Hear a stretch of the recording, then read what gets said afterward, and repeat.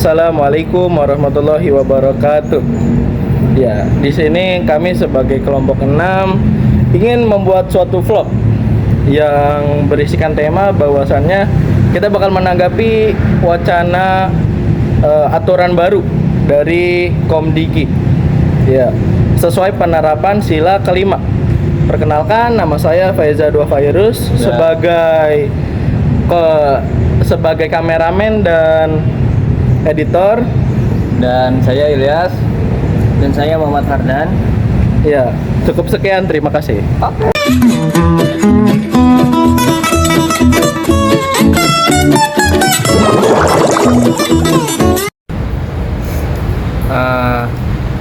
Kamu sudah dengar belum kalau ada wacana aturan terbaru dari Komdigi? Katanya kalau influencer itu mau mengkritik isu atau politik harus punya sertifikat resmi yang sah dari negara. Rasanya agak absurd ya? Iya, saya udah dengar sih asal isu kritik yang kemarin ya, masalah Komdigi. Lucu sih kedengarannya, cuman kalau dipikir-pikir aturan itu ya kayak membatasi kebebasan kita untuk berpendapat gitu. Kalau kita cerminkan ke sila kelima itu kan keadilan sosial bagi seluruh rakyat Indonesia. Seharusnya semua orang tuh punya kesempatan yang sama tuh untuk menyampaikan kritik kita. Sila kelima itu bicara tentang keadilan sosial yang merata, bukan hanya untuk kelompok yang tertentu. Jikalau mengkritik lewat yang bersertifikasi, berarti hanya mereka yang punya akses, uang, serta koneksi yang bersuara. Itu jelas tidak adil. Nah, ya itu bayangkan ya, semisal seorang petani atau seorang guru yang punya keresahan ya tentang kebijakan nasional, lalu itu mereka ingin menyampaikan itu lewat media sosial. Nah, kalau harus bersertifikat dulu, mereka tuh pasti kesulitan. Padahal suara mereka itu kan sama pentingnya sama influencer begitu maksudnya. Dan jangan lupa ini ya, kalau kritik itu bagian dari kontrol sosial. Kalau kontrol sosial itu dibatasi, itu negara itu bisa kehilangan cermin untuk melihat kesalahannya. Sudah. Benar, kalau negara bilang tujuannya agar kritik lebih berkualitas, maka harusnya jalan itu bukan sertifikasi, akan tetapi edukasi publik. Misalnya mengadakan agenda pelatihan literasi digital, mengajarkan bagaimana cara menyampaikan kritik yang konstruktif. Maka itu lebih sesuai dengan semangat keadilan sosial. Nah iya, gue setuju tuh, itu tuh. Sertifikat malah bisa jadi alat pembatas gitu dong. Kita harus ingat ya, keadilan sosial itu bukan hanya sosial distribusi ekonomi, tapi juga distribusi kesempatan untuk kita berbicara dan kesempatan kita untuk didengar gitu.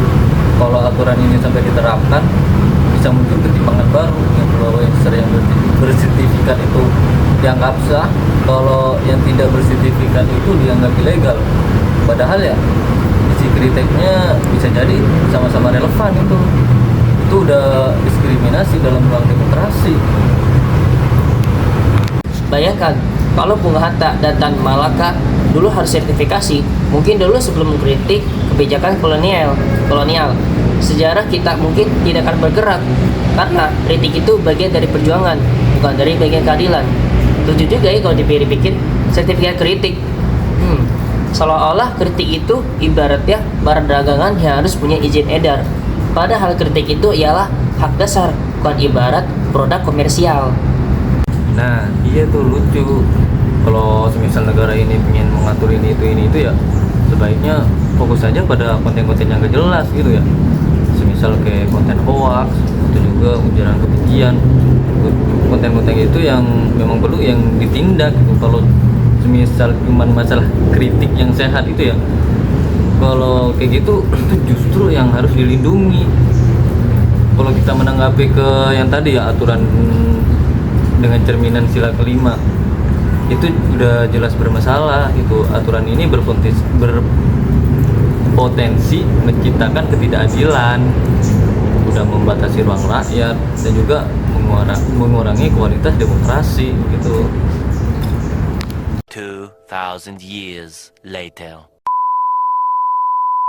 Baiklah, mari kita beralih kepada narasumber kita, yaitu Pak Hedi Soeharto selaku Guru PPKN MAP 03.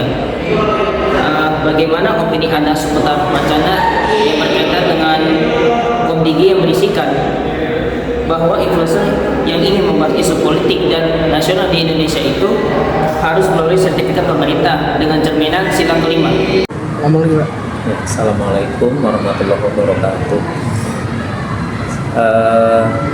Menjawab pertanyaan dari rekan mahasiswa, ini saya ingin mengungkapkan jawaban sedikit. Kalau ditanyain pendapat, yang jelas pertama urgensinya apa? Karena kaitannya dengan kebebasan untuk berpendapat, kemudian mengemukakan ya opini di ruang publik, itu sebenarnya menurut saya sudah ada ya. Kita punya undang-undang ITE ya, informasi ya, transaksi dan elektronik, yang itu semua sudah jelas sebenarnya, tanpa harus disertifikasi pun sebenarnya tidak harus bersertifikasi, karena bagi saya memberikan keruangan yang bebas kepada warga negara untuk mengemukakan pendapatnya, yang toh kalau itu dianggap baik, yaitu saya yakin tidak perlu harus dibatasi dengan harus memiliki sertifikasi dulu baru ingin mengungkapkan pendapat. Ya, mungkin yang sudah ada yang eksis seperti sertifikasi guru yang sifatnya sudah ada jelas, bahasanya sudah, kalau kuliahan itu sudah ada program studinya atau jurusannya. Nah, kalau ini kan influencer, yang kita pahami, kita maknai adalah yang memang belum ada yang kaitannya dengan profesi influencer, dan ini memang kita mengadaptasi perkembangan zaman. Kalau menurut saya tidak urgent lah harus mengadakan sertifikasi influencer. Menurut saya tinggal mengoptimalkan saja undang-undang ITE yang di situ sudah jelas. Kalau memang ingin menginformasikan segala sesuatu yang ingin membaikkan warga kita, ya minimal harus tahu bagaimana memberikan informasi yang bahasanya ada tanggung jawab sosial, ada semacam etika yang memang harus kita pegang. Nah, di undang-undang itu sendiri kan sudah jelas. Jadi siapapun yang menyebarkan berita bohong, kemudian penipuan, itu sudah jelas ada pidananya. Jadi kalau menurut saya untuk saat ini tidak terlalu urgent untuk harus bersertifikasi. Yang jelas bagaimana memahamkan, mengoptimalkan kembali, menyosialisasikan sendiri bahwa membuat konten itu memang harus sehat. Dan saya yakin melalui Kementerian Komdigi, ya mudah-mudahan kita bisa. Tinggal bagaimana yang menyebarkan hoax, yang menyebarkan fitnah itu diproses saja melalui undang-undang, tidak harus bersertifikasi, karena kasihan ya warga kita harus dibatasi setiap mau ingin membuat, katakanlah ingin di ruang publik harus punya sertifikasi. Ini kan sepertinya agak terlalu membatasi. Ya mungkin itu dari saya. Assalamualaikum warahmatullahi wabarakatuh. A few moments later. Ya, teman-teman, saya bakal ngasih just information for you ya. Jadi itu status saat ini tentang informasi yang kita sampaikan tadi, itu tuh statusnya belum ya. Jadi belum. Jadi hal ini itu terinspirasi dari China. Jadi China itu membatasi influencer untuk membahas hal-hal yang sifatnya sensitif seperti ekonomi, terus kayak politik, kesehatan, dan lain-lain. Kemudian Ketua Pengembang SDM Komdigi, Wahyu Pujianto, juga menegaskan bahwasannya hal ini itu masih baru, terus baru didiskusikan dan belum menemukan keputusan final, seperti itu teman-teman.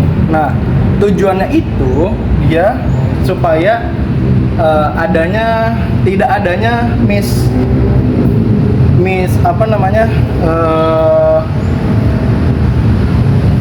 misinformasi dan penyebaran hoaks yang mudah merajalela, seperti itu. Dan juga untuk kehati-hatian suatu negara ya, supaya hal itu tuh tidak mudah dipercaya halayak banyak gitu, seperti itu teman-teman.